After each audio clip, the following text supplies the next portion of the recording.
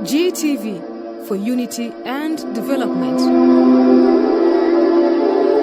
بالله من الشيطان الرجيم بسم الله الرحمن الرحيم الحمد لله رب العالمين والصلاة والسلام على رسول الله صلى الله عليه وسلم ربنا عليك توكلنا وإليك أنبنا وإليك المصير ربنا لا تجعلنا فتنة للذين كفروا واغفر لنا ربنا إنك أنت التواب الرحيم اللهم لا مانع لما أعطيته ولا معطي لما منعت ولا رد لما قضيت ولا ينفع ذي الجد منك الجد ربنا آتنا في الدنيا حسنة وفي الآخرة حسنة وقنا عذاب النار وصلى اللهم على سيدنا محمد وعلى آله وأصحابه وسلم والحمد لله رب العالمين. السلام عليكم ورحمة الله وبركاته. Wale bafebo n'abalungi ku lutimbe luno gaggadde olwa GTV ate nate essaawa yaffe endagaane banyingiddewo kuba tweyongera okwejjukanya kubikwata ku ddiini yaffe ey'obusiraamu mu pulogulaamu gy'olimu eya daawa kanyomera ebirungi by'obusiraamu ng'era tuli ku kuyunga Oluganda. Amanya n'eddoboozi nga bulijjo nze muganda wammwe mutabani wammwe mukwano gwammwe Sheikh Hamza Murushid Busuulwa nga nze pulezidenti wa Kigolooba Matali Group Limited. Nabwe kityo tubeebaza mwenna ku sayidi eyo abatwesiga ne mutuwa emirimu abatwesiga ne tubeera ku mikolo gyammwe ne mutusaamu obwesiga obwo bannange mukola kya bbeeyi kubanga era abantu bangi nga abamu baganda baffe abamu tubalinako eŋŋanda naye ng'ate we kituuka ku mirimu tebagituwa naye ate ggwe atulabye obulabi n'otuwa omulimu n'okwata ssente zo n'ozituwa mu butuufu okola kya bbeeyi. Yenze Hamza Murushid Busuulwa mbeera wano okuba nti twejjukanya ku ddiini yaffe ey'obusiraamu mu birungi ebiri mu ddiini yaffe busiraamu. Lutimbe gaggadde lwoliko GTV nga bulijjo tusinzira wano ku kasozi Kampala mukadde ate era nga ku kamera kuliko muganda wange Rashid Kiwanuka okulaba nga ekifaananyi okifuna bulungi nnyo nga we kifaanana ku TV yo buli omu gy'osinziira otulabira. Abatulabira ewaka mukola kya bbeeyi, abatulabira ku mirimu muli b'amaanyi nnyo ate mu abatulabira ku masimu ate muli baakabi nnyo. Nabwe kityo buli omu gy'osinziira otulabira tuli basanyufu nnyo nnyo kuba message zituuka eyo yonna gye tutambulira nga mufollowinga nga mutugoberera.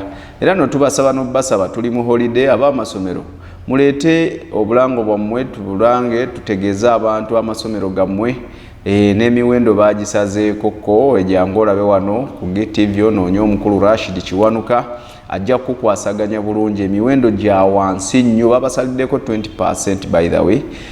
Kitegeeza 20% eyo ate esobola okugulayo akasawo k'obuwunga oba esobola okugula kyokusiza essomero.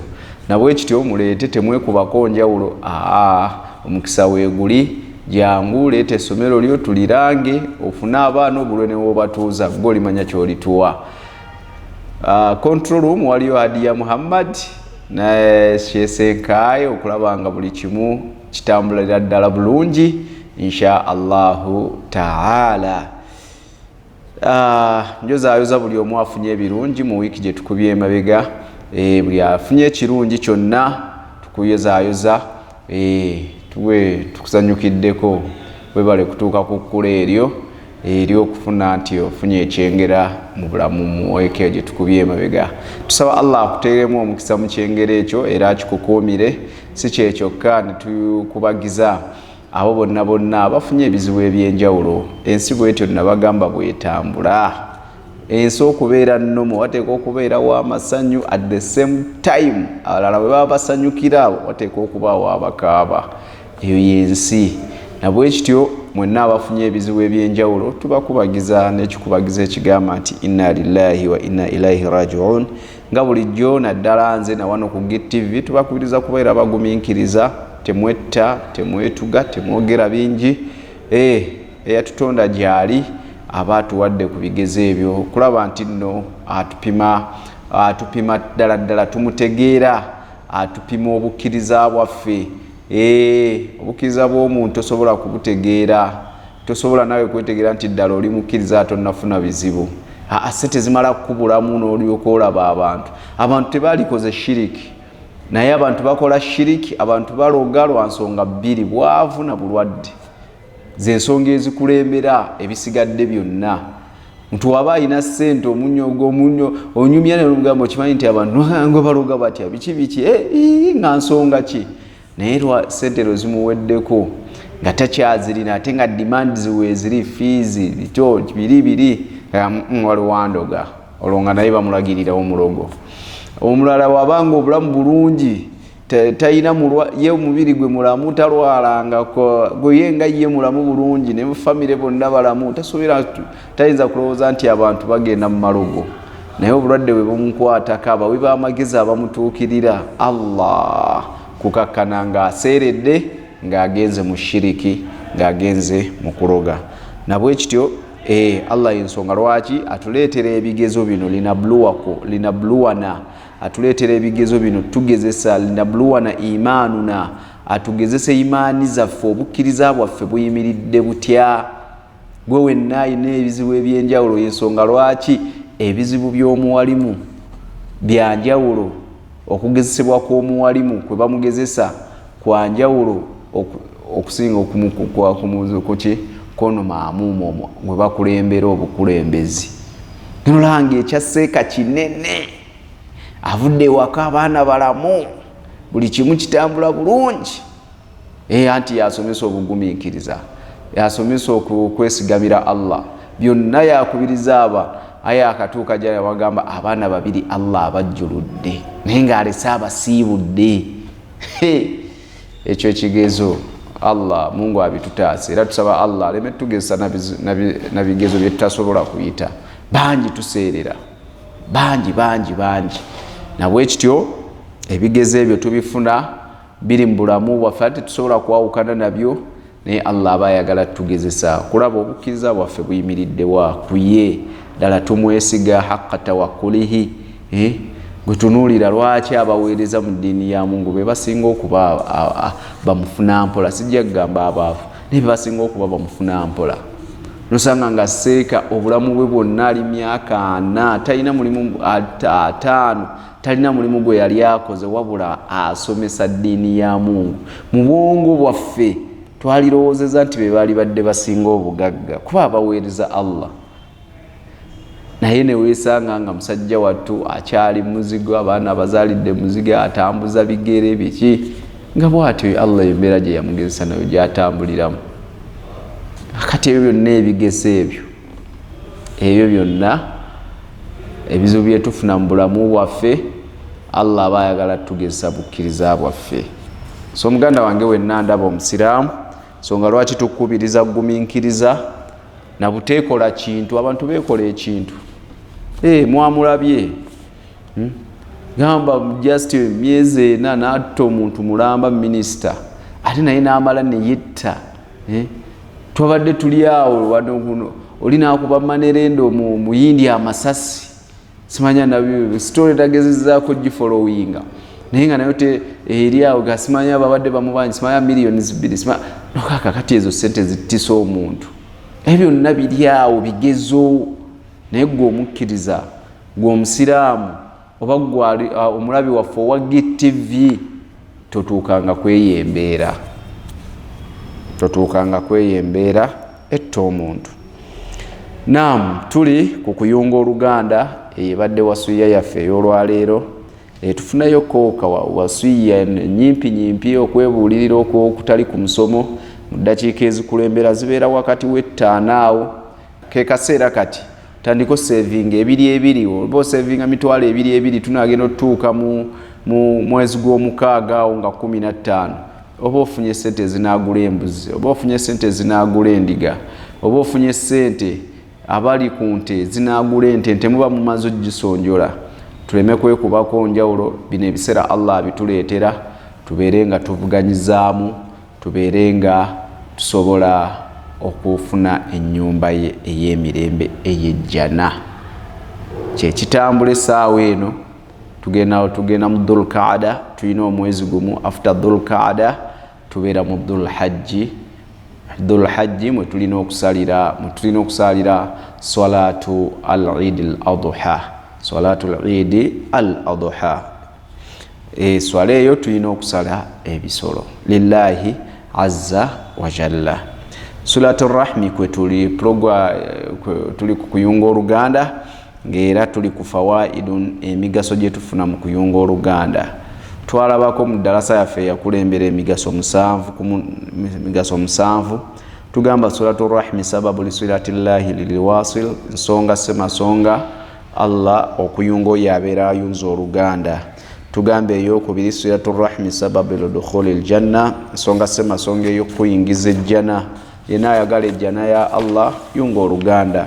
Songo yokusatu twagamba Sulatul Rahmi imtithalil li amrillahi ta'ala kuyunga oluganda tuba tutadde ekiragiro kya Allah mu nkola tuba tumaze okuyimirizaawo ekiragiro kye mu nkola. Kitegeeza yenna agaana aba amenyewo ekiragiro kya Allah subhanahu wa ta'ala. Songa eyokuna twagamba Sulatul Rahmi tadullu ala al-imani lillahi wal yawmil akhir. Okuyunga oluganda tadullu bujulizo obutulaga nti ddala omuntu akkiriza Allah n'olunaku lw'enkomerero. Ensonga eyokutaano twagamba Sulatul Rahmi ahabul a'mali ila Allah. Ensonga eyokutaano twagamba okuyunga oluganda gye gimu ku mirimu emirungi ennyo Allah subhanahu wa ta'ala gy'asinga okwagala ku baddu be. N'ensonga ey'omukaaga twagamba Sulatul Rahmi tanfidhu lilwasiyati nabi sallama. Okuyunga oluganda bimu ku biraamo by'omubaka Muhammad sallallahu alayhi wa sallama nabi sallama bye yalaamira abakkiriza bonna. N'ensonga ey'omusanvu gye twakomekereza nayo Ar-Rahmi tashhadu lilwasil bilwasli yawma alqiyama. Oluganda lugenda kuba lujulizi kwolwere ye yaluyunga. Lugenda kujulira eri yaluyunga lugenda kumujulira n'eri oyo eyalukutula naye lugenda kubeera nga lumuwaako obujulizi. Songa y'olwali gye ndagala tutandike naye ey'omunaana nzizeemu kulaga abaawo naddala abatugoberera nga balina peeni n'empapula abawandiika ezo zetwakomako ensonga musanvu. Leero inshallah tugenda kumaliriza fawaidu zino emigaso gino inshallah ta'ala. Songa ey'omunaana Sulatul Rahmi okuyunga oluganda sababu li ziyadatul umur nsonga semasonga eyongeza ku buwangazi bw'omuntu wa bastatur rizq n'okuba nti riziki yo oba ebyenfunayo bigaziwa. Olwaleero ffenna twagala kuwangazi bulungi kuwangala myaka mingi naye yenna ayagala okuwangala emyaka emingi beera ng'oyunga oluganda. Ate era buli omu ayagala maali yeebeere ng'egaziwa ebyenfunayo bigaziwe. Ensonga eri emu kuyunga luganda kiyinza okuba nti akanyiga olwaleero ke tulimu ak'ebyenfuna aka ekonome buli omu kwefaako yekka kuggalira baŋŋanda zaffe wabweru kugaana kuyunga ŋŋanda zaffe ne Allah naye n'atuteeka mu kanyigo. Hadithi eva ku Anas ibn Malik agamba qala Rasulullahi sallallahu alayhi wasallam yagamba omubaka wa Allah okusaasira n'emirembe bibeere ku ye n'agamba nti man ahabba an yabsuta lahu fi rizqihi oyo yenna ayagala Allah omugaziyiza ebyenfuna bye ebyennyingiza ye riziki ye ebeere ennene ebeere ngazi wayunsa lahu fi atharihi era ayongere ne ku buwangazi bwe. Agamba omubaka sallama hadithi eri mutafaqun alayhi teriiko nfuufu falyasil rahimahu akole ensonga emu ayunga oluganda. Yenna ayagala okuwangala emyaka emingi emiwanvu si kyekyokka ate ne riziki ebeere nga ngazi. Eyo hadithi enzijukiza ebintu bingi. Abantu edda babeera n'abantu abangi ewaka nga mwana wattu sukaali twabaamu ne bwe baba babeeranga nga mu byalo eyo ng'osanga banywa sukaali balya ennyama naye ng'ewaka waliwo 30 abantu 30 naye abantu 30 nga weewuunya nga weewuunya abantu 30 engeri gye beebaka mu nnyumba ey'ebisenge ebisatu naye ng'ate bonna bajaamu babagudde batya tebalina ttabu. Allah n'abawangaaza nga bali ekyemisana bali ekyeggulo banywa ekyenkya buli omu paka lwakula n'akola ki n'atambula n'agenda. Ekyewuunyisa ku hadithi eno era naddala ababiraba obulungi abajjukira nga tetwerabidde mwabeeranga ewaka 30 nga mwana wattu musoma mulya mwambala nga buli kimu nga Allah subhanahu wa ta'ala abagabirira. Lwaki? Kubanga oyo haji yakkirizanga nga buli alemeddwa buli ajja amwaniriza ng'ayunga oluganda. Era wagendanga okulaba oli mwana wa ssenga, oli maama muto, oli kojja, oli beki nga bakula beemanyi. Bakula mukula mwemanyi, ba brothers, sisters, mamas, senga. Olwaleero we baggwangawo ne basinaasigazaawo baana be oba 2 3 nga naye omulimu bagumusalako. Lwaki? Yeekutudde ku luganda. Nabwe kityo era bajja basanga abantu abo abalina enkola eyo ey'okuyunga eŋŋanda nga bakaddiye bulungi, ng'omusanga wa myaka 7 naye nga alhamdulillah olowooza wa myaka 4, omusanga wa myaka 8 Allah naye n'osanga ali yekka mu nnyumba myaka 4 5 aliye na mwana we nga n'ekyokulya kibabula. So yenna ayagala Allah amugaziyize ebyenfuna, amugaziyize ebyenfuna ye, amwongere n'obuwangaazi, ayunga oluganda. Yunga oluganda, Allah ajja kuga egyo mugaso munene nnyo. Ffenna twagala kuwangaala, si kyekyoka, ffenna twagala byanfuna byaffe bibeere bingi, bibeere nga tebisalikako. News kino kankiteeke ku mpewo, tata tajja kunyiiga. Tata wange Sheikh Abbas Kayongo twabeerera nga tukyali ennabulagala awo, ayina akafaananyi kaatera oluusi otu naddala tuli ku mukutu gwaffe ogwa famire, ayina akafaananyi kaatusindikira naka naye mwalyanga ne mukkuta. Nabuuza maama wammwe nti nga tuliwo kumpi ennabulagala awo, Nabulagala tuli mu kibuga Kasubi Nabulagala, naye nga tuliwo kumpi abantu 20. Lwaba tukuba ekifaananyi nga mu butuufu nange nakituno ngamba naye ddala twabeerangawo tutya ewakaawo, naye nga tulya, tuli mu kibuga, twebaka. Ekyewuunyisa abantu ababeera abangi n'olwala tebalwala. Kwegamba Allah ajjawo embeera eyali tutte ssente n'agikujjawo nga tetulwala. Abitunuulira, abitusindikira oluusi we musinkana amunyumyamu n'agamba naye gundi gwaliye mwaka ki? Kuba oluusi yabanga holiday ng'eyo, ffenna ne tukuŋŋaanira awo tumalawo emyezi gyaffe emirungi egi. Abamu ne baddayo, abalala ne bagamba nze siddayo mu kyalo, ngenda kusomera Kampala. So yenna ayagala okuyunga oluganda abeere nga akola ki? Ayagala riziki ye ebeere nga egaziwa, si kyekyokka Allah omuwa obuwangaazi, Allah abeere nga akola ki? Abeere nga ayunga oluganda. Waqiila kigambibwa inna ma'na ziyadatul umur, ekika mazima amakulu gwa Allah okuwa okwongera ku buwangaazi, wa bastur rizq, n'okugaziya ebyenfunayo. Tekitegeeza nti Allah gwe yategeka Sheikh batunnyonnyola wano, tekitegeeza nti oba ogenda kuwangala myaka 4 ti Allah agenda kuwangaala 8. Naye agamba ayubarika Allahu fi umuri l-insan. Kikulu nnyo. Allah ateeka omukisa mu buwangaazi bw'oyo omuntu, omukisa ffenna gwe twetaaga. Kakati emyaka Allah gye yakutegeera newankubadde nakiri kisoboka kuba mulimu era abamanyi abagamba nti hadithi eri mutulaq, Allah akwongera ku buwangaazi. Eyali wangadde emyaka 5, kino kyokola ekyokuyunga oluganda, Allah n'akusigazaawo n'akwongera mu ziyada, n'owangaala 8 oba 7, nakyo kisoboka kubanga byonna Allah yabirinako obusobozi era okusalawo kubaira kukwe.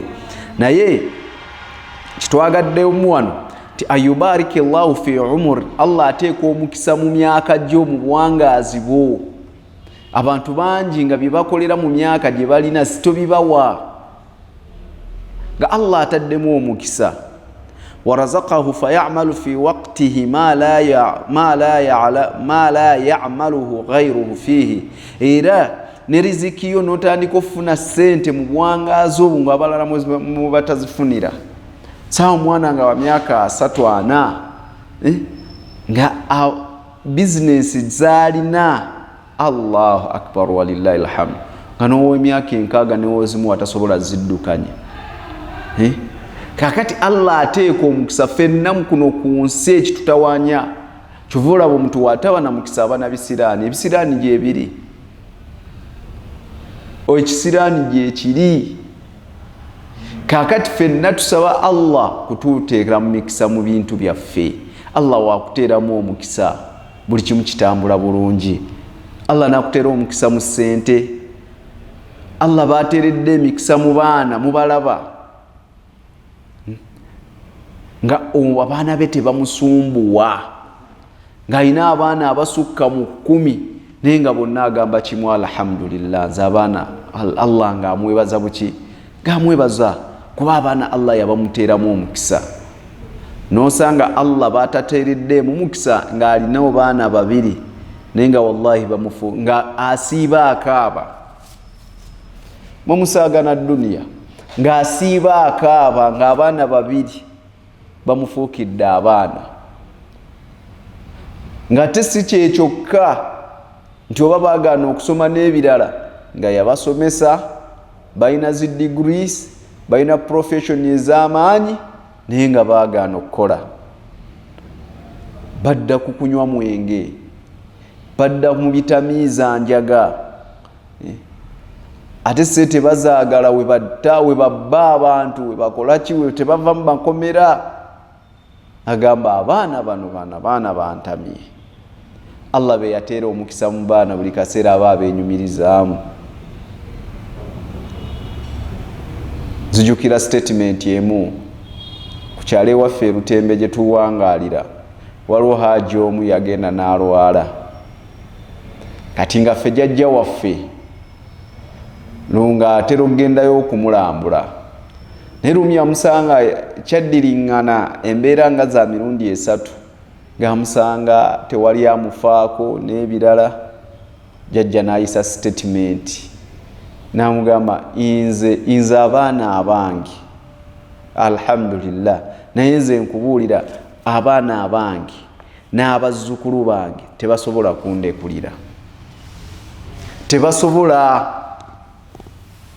Namugamba nga haji seeka nga weesibe. Agamba alhamdulillah, naye nze nkakasa wendwala bajja kubeerawo weni. Ate waayita mmeka nga asiza statement jjajja n'alwala. Naye jjajja eddwaliro mwe twamujjanjabiranga, Allah, nga buli omu yeebuuza, naye nga bataata bano senga najja n'asulawo biliyoni n'agaa kati genda naawe obumuleko. Era yayisa statement ng'amaliriza n'ate n'agamba mwebale kunzijanjaba, mwebale butandekulira. Ekyo tukifuna luvannyuma ng'omu mukyala w'oli haji yakyogera n'atugamba mu butuufu seeka kye yayogera kituufu, temumulekulidde, nga Allah yamuteera mukisa mu baana be n'abazzukulu. Kakati wano kye batunnyonnyola tekitegeeza mu buwangaazi buli Allah okwongera obuwangaazi kukuteeramu mukisa. Ekiro kiba n'essaawa 12 naye mulimu ekiro lwe kyanguwa n'ogamba obudde bwakedde dda, naye nga z'essaawa ze zimu. Omulala naye nga mu kireera kye kimu nga waliwo omulala agamba obudde ye bukyaddi nga buganye okukya. Essaawa ze ziba zeeyongeddemu, essaawa zisigala zo ziri 12. Ate nno nga n'essaawa ey'emu tugibaze n'eye 12 kumakya tugibaze ne ziba 12. Naye ekiro okufuukira ddala serious tandikira kale ku ssaawa 5 paka ku ssaawa 11. Naye omuntu ng'obudde bwazze ngo ekiro ekyo kibaddemu obukalubu alabanga ekiro ekyo ekimaze wiiki ennamba nti kyeyongedde obuzito. Ye ate we guba musana Allah naggezesezaamu n'ebizibu olabanga obudde tebutambula. Naye ate wobanga Allah toyinaamu bizibu toyinaamu mbeera yonna Allah olaba bulabya nayisa bazinye dhuhuri dakiika budakiika ate asiri etuuse. Lwaki? Allah akuteereddemu omukisa. Nabwe kityo yenna abyagala ebyo kuyunga Luganda tugenda gaziwa nnyo kuba njagala kumaliriza eyo njagadde njirwekoko ku lw'ensonga nti ekitutawaanya ffenna ssente. Ffenna twagala ssente. Ekonome buli omu agamba ekonome. Walife abakola abatsaaza ku bantu abakola ku zi fundraising ez'enjawulo. Allah bajja gamba tunoonyezeyo emitwalo 5 leero mu basiraamu tumalirize kino n'osooka oyogera ebigambo n'ataano ne gagaana okuwera naye nga bambi ogenda okubalaba nga buli omu yali agadde naye ng'embeera naye agibala ng'abala mbeera ssente nga tezifunika kubanga ssente enzibu. Naye kyekibireese tuganye okuyunga Oluganda ze zimu ku nsonga oba oliawo lwaki Allah atutadde mu kanyigo. Namba 9 Suratu Rahmi tu'jalu thawab wa qati'atuha tu'jalu al-iqab. Omugaso omulala Suratu Rahmi okuyunga Oluganda tu'jalu thawab kyanguyiza omuntu ofunamu empeera. Gwe muli omuntu gwakola dakika n'ofuna empeera. Wa qati'atuha era okutula Oluganda ta'jalu al-iqab era kyanguye ekibonerezo.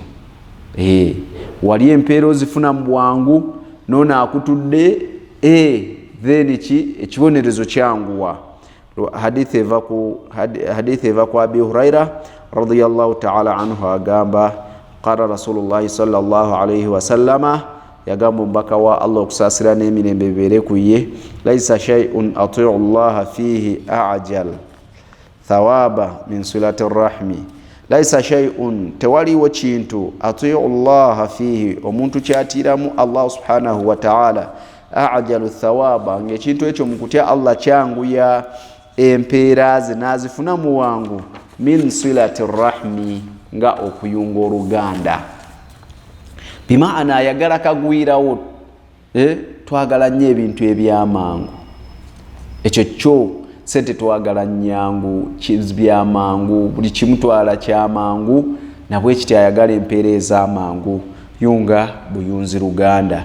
N'agamba nti walaisa shay'un a'jalu iqab era tewaliiwo kintu kyangu ya bibonerezo bya Allah subhanahu wa ta'ala kyangu ya kibonerezo kya Allah min al-baghi wa qati'ati ar-rahmi.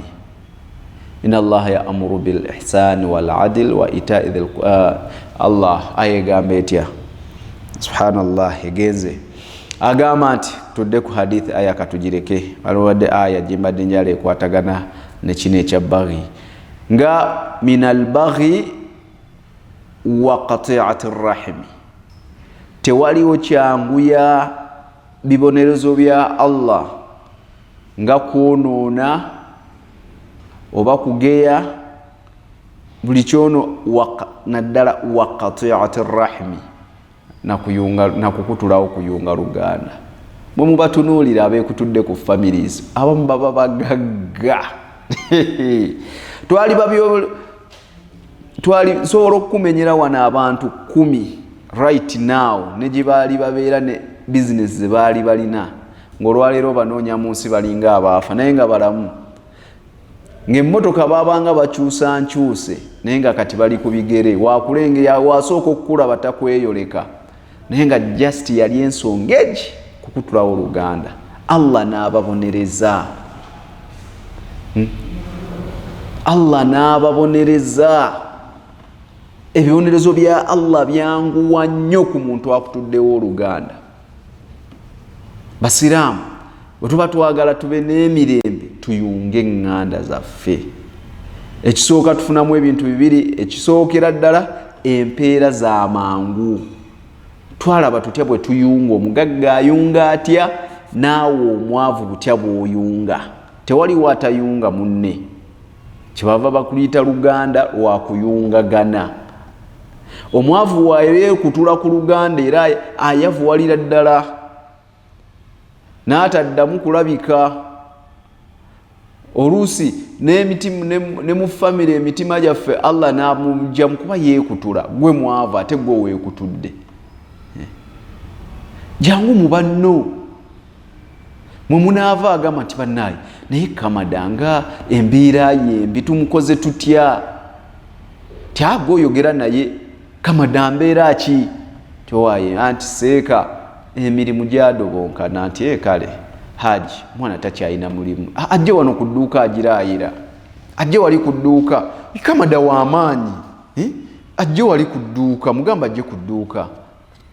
Haji n'atandika okulaga agamba ono mutabani wange mutabani wange gundi ayagala otuma mutabani wange waali wano ng'otandika ng'onyuka n'omutwalo n'ebiri n'esatu ng'embeera edda muki naye gwe mwavu gwe weekutudde teri amanyi gy'obeera teri amanyi bikufaako tolina gw'onoonya obeereyo weekubagiza kumba oli ku bibonerezo. Ne waaba mugagga Allah asobola omuwa nga talina mirembe. Bagagga bameka abasula mu mmotoka mwe mulowooza giba mirembe biba bibonerezo nga ffe eno tubalaba nga abagagga. Alhamdulillah emmotoka bavuga za miliyoni 3 bavuga emmotoka zirimu zi SC basula mu maka malungi g'okomyako amaaso naye nga yamanye ekiri nga mu maka talinaamu mirembe eddembe wadde neki oluyingira wati mu nnyumba mu kikomera n'amenya omutto ne yeebaka mu nnyumba agiyingiramu kunaaba na kukyusa ngoye. Abo bayitirivu naye nga lwaki kwekutula ku ŋŋanda. Yalowooza nti ye waaba ye ne mukyala we basi n'abaana be kimala ng'osanga taziika takola ki takola talina gwayagala kumukyalira n'ebirala. Kati nga nawe Allah ekibonerezo kyakuwa kyekyo nga Allah akukubiraawo kibooko birowoozo bibeeraawo batondoka bafa pressure zamukubye naye nga birowoozo stress kugaana kuyunga ki ŋŋanda. N'ennamba endala ekyo ekirungi ekirala silatu rahmi okuyunga oluganda tadfa'u maitatun su'a tadfa'u kujjako omuntu afudde ebibi su'an ebikyamu. Omuntu for example oba wadde oyunga oluganda kuno ku nsi Allah n'akujjulula mu kuyunga kuli oku luganda Allah wabaawo ebikyamu byakujjako.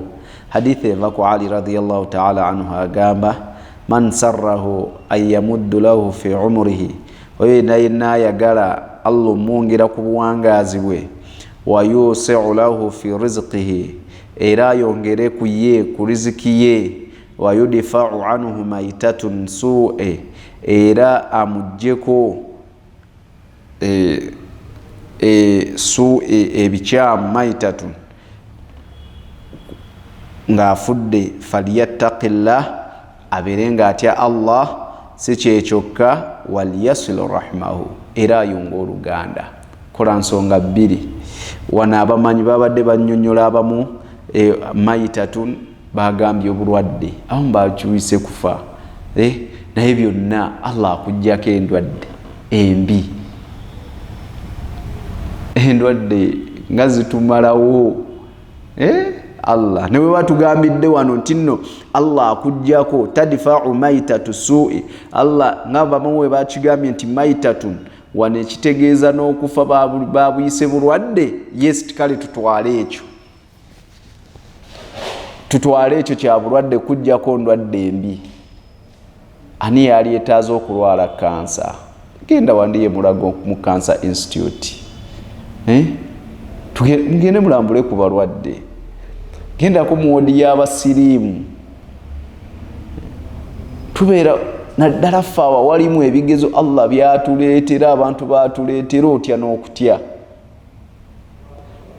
Kyala nakukubira essimu nagamba omwana wange yalwala n'otuuka ku mwana atosobola kulya na mmere naye nogaa kati ono omwana omuto kikye yakola Allah.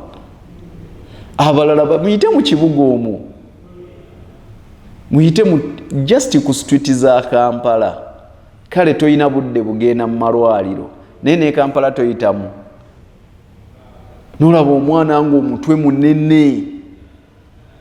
Ani yaleetaza omwana we abeere n'obulwadde obufaanana bwe butyo?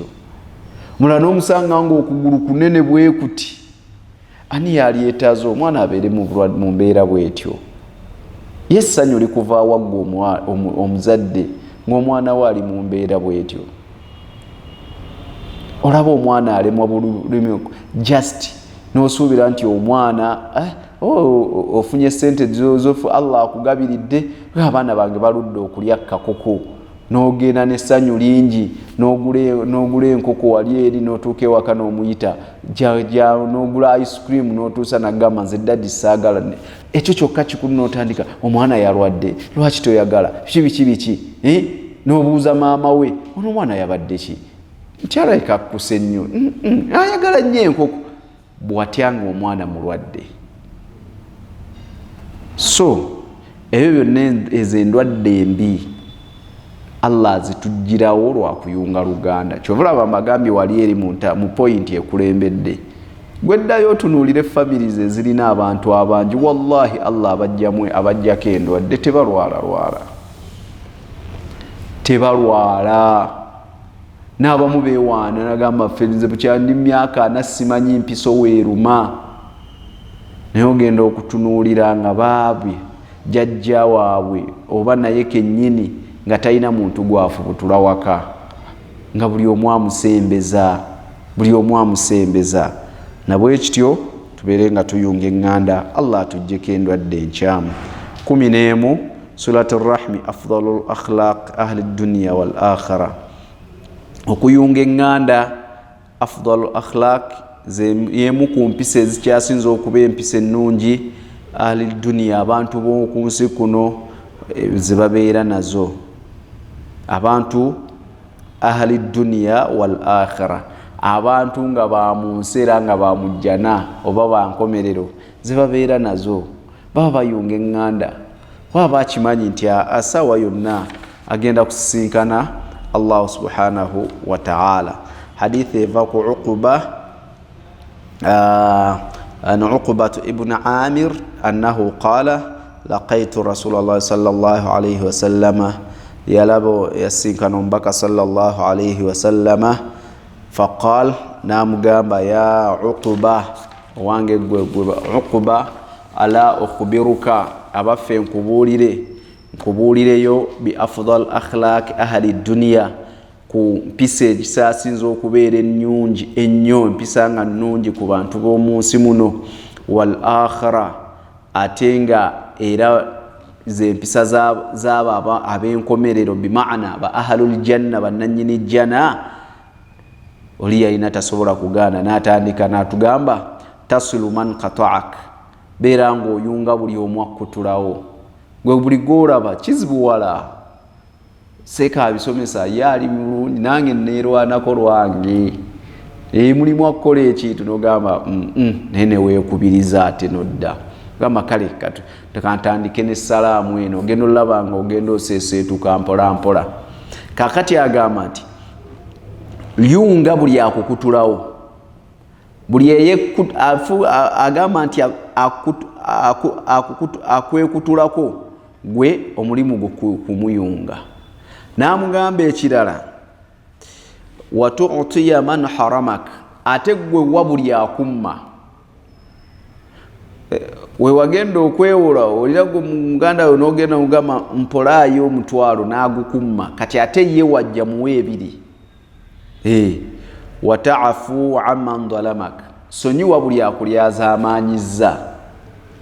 Buli akulyaza amaanyizza gwe musonyiwe.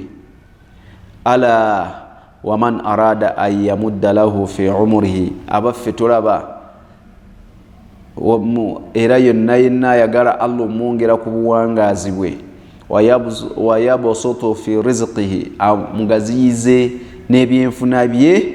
Falyasilu dha rahmahu, asaanye ayunge eŋŋanda.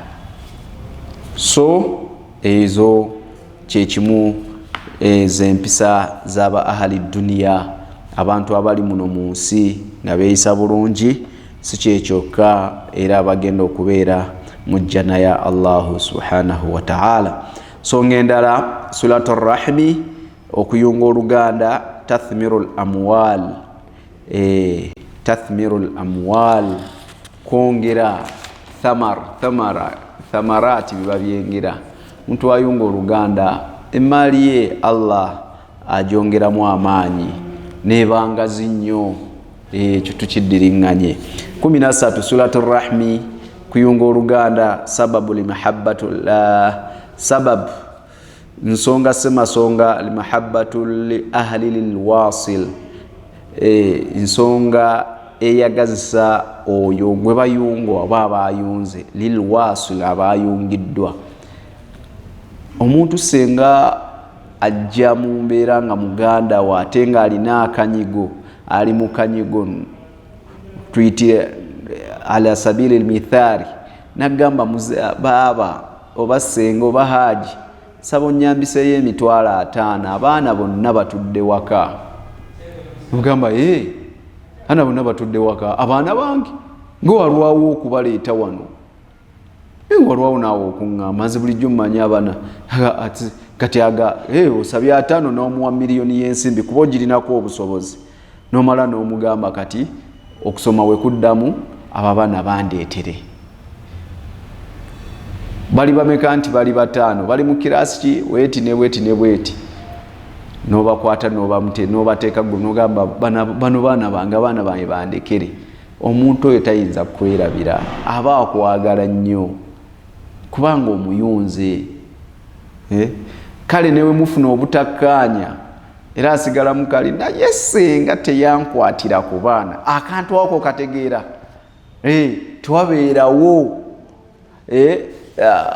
Buno obulabo obwaki aba ayina kyajjukira, ate naakola ki oyo agikamada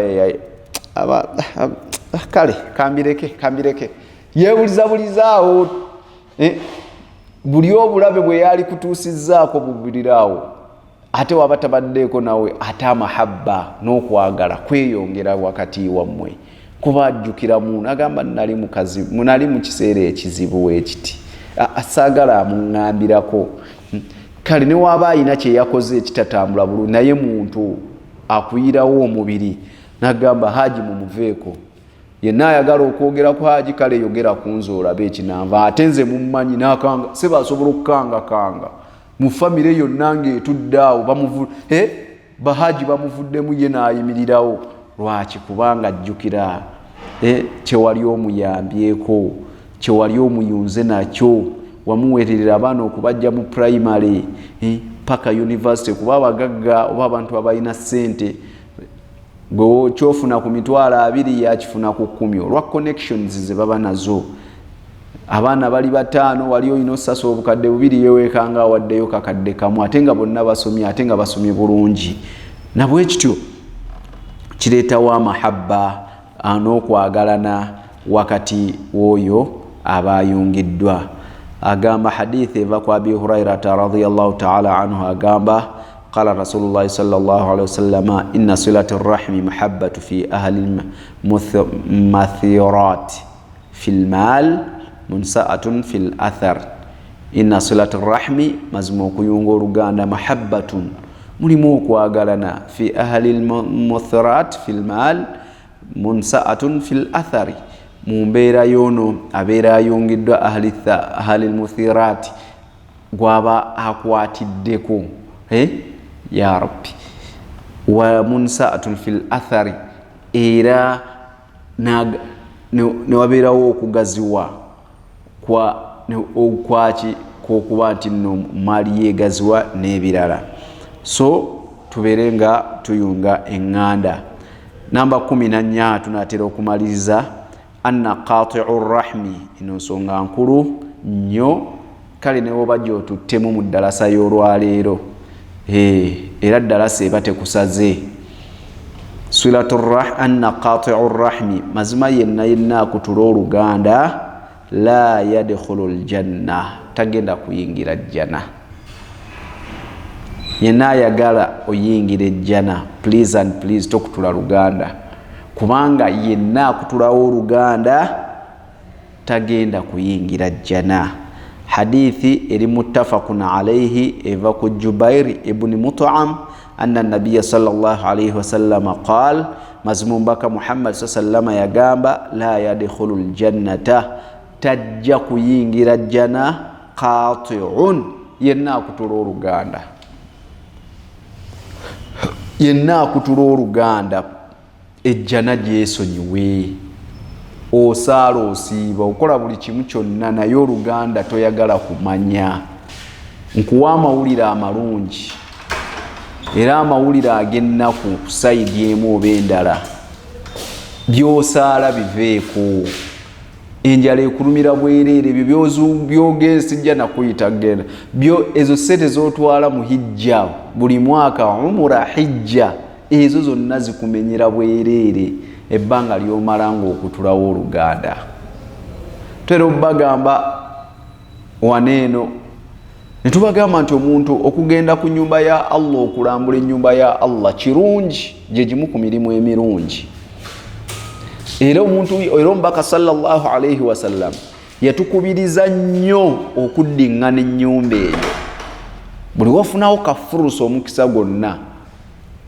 Naye mwana wattu, okukola leero hijja omwaka guno, n'omwaka ogujja n'ogenda mu hijja, n'omwaka ogujja n'ogenda nga buli mwaka ogenda ku hijja, naye ng'abafamire yo beeyaguza lujjo, toyina kyofunamu. Akutte sente ezo loga zino mbadde ngenda zikola mu hijja obukadde 25, naye kanziwe Kamada, mwana wattu aba akoze omulimu gwa bbeeyi nnyo nnyo nnyo nnyo. Hadithi weeri oba ekyafaayo, waliwo ekyafaayo ekiriwo. Omusajja yali agenda kukola hijja, naye waba agenza okukola hijja, agenda okukola hijja, bali mu kkubo n'asanga omukyala nga ali mu kubuzaabuza mwana, ali mu kufumba ng'abaana we bakaaba. Amubuuza abaana lwaki bakaaba, nagamba lwaki tobawa byakulya, nti ate ebyokulya bye nnina. Ate lwaki ebyokulya tobirina, ate ofumba ki? Nga omukyala afumba mayinja. Entanda gye yayina yonna okugenda okukola mu hijja gye tuyita omukandala n'ebirala, awo we yakoma. Nagamba kasita nze nakola dda hijja, kuba tukimanyi bulungi hijja, omubaka sallama yakola hijja etya emu, kitegeeza yeey'obwetteeka. Era hijja era alikwa ku muntu omulundi gumu mu buwangaazi bwe. Kaakati ono yagenda olulaba agenda kukola sunna, ezino eziddiriŋŋanye ezibeera sunna, funamu empeera, naye ng'ey'obwetteeka oba wagimala. Kaakati n'akwata ssente zonna n'agamba nedda, kwata ssente, genda ofumbire, ofunire kyofumbira abaana. N'akwata ensolo ye n'addayo mu maka ge. Naye mikwano gye beetoololanga Kaaba nga naye bamulaba, ne beetoolola, ne badduka saayi, ne bagenda ku saayi Safa wal Marwa nga bonna nga bali naye. Bwe baakomawo ku kyalo nga woga nti bakomyewo e Kampala, ne bamukulisaayo haji kulika, munveeko nze ku luno saagenda Makka. Ate lwaki haji tewagenda?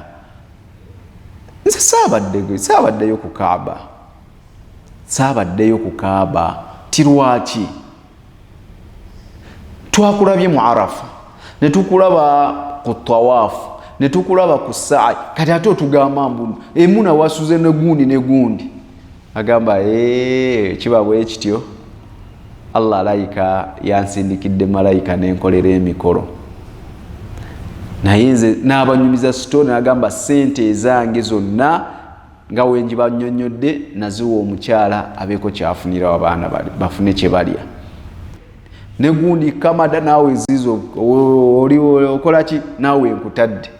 Naye buli mwaka oli nadda e Makka emirundi ena, si kivumirira era si kikyamu, naye sooka ofe ku famire n'abafamire balowoozeeko. Otherwise egyo gyonna emirimu gye tukola gituyingiza jjana. Naye omubaka sallallahu alayhi wasallam atugambye la yadkhulul jannata, tagenda kuyingira jjana qati'un yenna akutulawo oluganda, yenna agaana okuluyunga. Namba 15 anna qati'u rahmi mazima ndozo owulira nene namba era egoberenganye agamba ati anna qati'u rahmi mazima yenna akutulawo oluganda la yuqbalu amaluhu Allah takkiriza mirimu gyo. Emirimu gyonna gyokola ng'okyakutulawo oluganda Allah tagikkiriza. Emirimu gyonna gyokola genda maka kusala swala kola biki Allah tagikkiriza. Ate Allah wagano gikkiriza kigega tojja yingira jjana. Yo point sijjana jirwako. Kyavaaga mbaka sallallahu alayhi wasallam hadithi ya Abi Huraira nagamba inna a'malu bani adam mazima emirimu gy'omwana Adamu tu'radu kullu khamis laylatul jumu'ah jitwalibwa buli lwakuna ekiro ekyolwokutaano fala yuqbalu amalu qati'u rahmi wabula emirimu gyoyo akutulawo oluganda gyo Allah subhanahu wa ta'ala tagikkiriza kuba tegirina mugaso. Famire ye ekaaba, bannyoko bakaaba, baganda bo bakaaba, abaana baabwe tebasoma. Gwababo wabasasulidde dda omwaka mulamba mu maaso owadde asasula akakadde kamu n'ekitundu just badde wabaterawo n'emmotoka ekitali kikyamu, naye abaamwannyoka abaamuganda bo ye ayagala just oba gwe mugambe noonya essomero eritasukka mitwalo 3 obisobola naye ogaanye okuyunga. Allah emirimu gyo tagikkiriza, tegiripotingibwa mu maaso ga Allah subhanahu wa ta'ala. Nennamba esembayo anna rahmatun la tanzilu ala anna rahmatun mazima okusaasira kwa Allah la tanzilu ala qaumi tekukka ku bantu fihim qati'u rahmi abantu abo nga bakutula eŋŋanda. Okusaasira kwa Allah tekukka ku bantu ng'abantu abo bakyakutula eŋŋanda, naye nga ffenna twetaaga rahma min Allah, twetaaga kusaasira eri Allah subhanahu wa ta'ala. Kakati Allah tassa kyova olaba nti ensi enfaanana gyefaananamu eyimiri Allah gyemu okusaasira kwe kubanga tukutula eŋŋanda. Baganda baffe batusobya naffe tubasobya. Kyola mubaka sallama yatugaana okulinaanigana, gwe n'ogula wano poloti nono n'agula wano kuba ebizibu mugenda funa bingi. Mweyawule naye muyungagane. Obumulumulu tebusobola kubula mu bawamu. Kyova olaba Abaganda bo kye bava bagamba hadisi y'emmengo. Bagamba batya mu hadithi y'emmengo abooluganda bita newe bikonagana tebyatika bimaana owooluganda newe mwekube ngumi ne mwejjirayo ebiso ne mulwanagana omu n'atuusa munne ku kitanda enkeera oluvannyuma lwa wiiki nnaku 3 nga muddamu nga mutambula. Kiri kiba kyawedde ekyabaviiriddeko okulwanagana. Ensobi weba yabadde waayo ya muto ng'agamba baba nsaba kunsonyiwa, weba yabadde ya mukulu ng'omukulu agamba muto wange ensonyiwa, tuddemu tutambule tuli ba Luganda. Kubanga obumulumulu tebusobola kubulawo mu bantu abawangaalira awamu. Kakati tebutukutula, tebutujja ku mulamwa, tuyeesonyiwe. Tugawa ate oba ye taata ng'ekyo kita nga kiva mu bwongo ng'osigala otambula ne kitaawo ng'omwaka guggwako. Aho muto wange yanvumye nanvumira mu bantu biki kakati ye mukolere ki ng'omutwalanga mu mayina ogamba naye oyo ye bw'atyo. Ezo zembeera ze nga ekyo nga mutambula. Naye omuntu awalana muganda we n'atwaliramu mukyala we n'atwaliramu n'abaana be. So okusaasira kwa Allah ye point esembyeyo tekukka ku bantu bakutula ŋŋanda. buli omutunuulira famire yo mwova yeyimiridde etya eyaffe njimanyi weete weeyimiridde naye naawe omanye eyo. So ezo ze zimu ku nsonga emigaso egiri mu kuyunga eŋŋanda. Inshallah Allah wali bazzeemu tusinkanya tukyali balamu atuwadde obulamu n'obusobozi tujja laba mu dhahiru adamu silati rahimi ebyoyoleka nga tuganye okuyunga eŋŋanda. Rabbana taqabbal minna innaka anta samiul alim wa tub alayna ya maulana innaka anta tawwabur rahim. Allahumma la mani'a lima ataita wa la mu'tiya lima mana'ta wa la radda lima qadaita wa la yanfa'u dhal jaddi minkal jadd. Rabbana atina fid dunya hasanatan wa fil akhirati hasanatan wa qina adhaban nar. Wa sallallahu ala sayidina Muhammad wa ala alihi wa ashabihi wa sallim walhamdulillahi rabbil alamin. Sigadde nze Sheikh Hamza Murshidi Busurwa, President Kigoroba Matali Group Limited, mbadde ne muganda wange Rashid Kiwanuka, yabadde ku kamera Hadiya Muhammad Shesenkai bali mu control room. Tusinkane mu dalasa eneddirira. Assalamu alaikum wa rahmatullahi wa barakatuh. GTV, for unity and development.